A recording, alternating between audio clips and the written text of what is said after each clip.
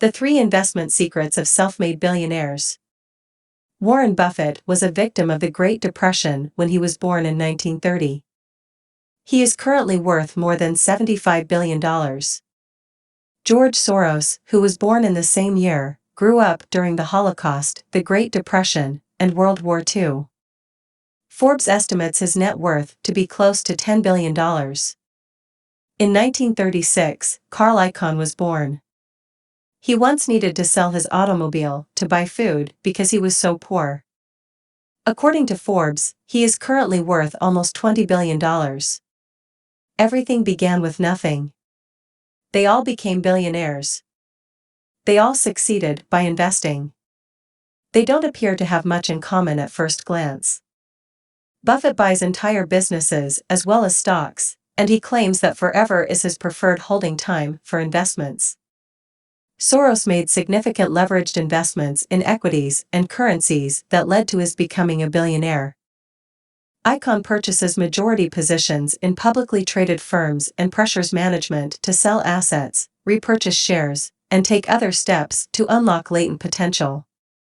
But they do share a few characteristics, including a few fundamental investing principles that enabled them to become multi-billionaires. Like any great life secret, this one is concealed from view. These 3 independently wealthy billionaires investors. Not diversified.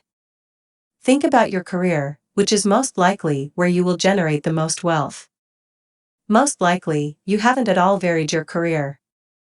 Even if you tried a variety of jobs, you never worked many jobs at once. Even if you work multiple jobs, it's very likely that you spend the bulk of your time and earn the majority of your income from just one of them.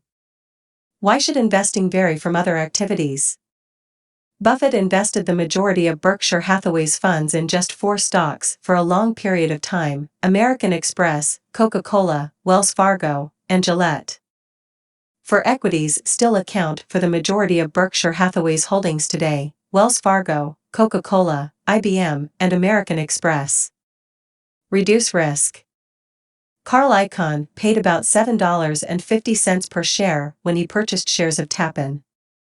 But he could see from the balance statement that the company would undoubtedly be worth $20 if it were divided into smaller halves.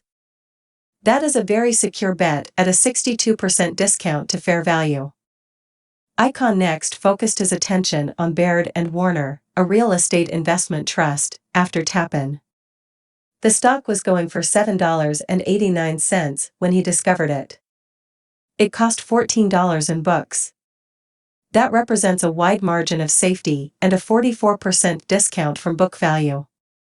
Icahn and Buffett do not manage risk the same way as Soros. He claims that surviving is his top priority, and when he's in error, he's known to make a speedy exit. He considers possible losses before trading. He initially estimated that his worst-case loss scenario would be around 4% when he shorted $10 billion of British pounds in 1992. Disregard the opinions of others. When Buffett began purchasing shares of the Washington Post in February 1973, Wall Street refused to do so. That's accurate, despite the fact that the majority of Wall Street experts agreed that this was a $400 million company that was being sold for $80 million. Because the market as a whole had been declining for some time, they were too afraid to act. Soros engages in extensive conversation to gauge the direction of a market. But he never discusses his purchases or sales. He simply does it. Carl Icahn has his own research staff, therefore he doesn't need Wall Street. To locate the companies that are the best fit for Icahn's corporate raider tactics, his team searches through thousands of listed companies. Icahn needs his own research group. If he purchased research from Wall Street, everyone would know what he was doing and it would be challenging to find shares at a discount. Think independently, steer clear of risk, and don't try to diversify into a number of investments you don't fully grasp. These 3 guidelines are your cornerstone if you truly want to get wealthy through stocks.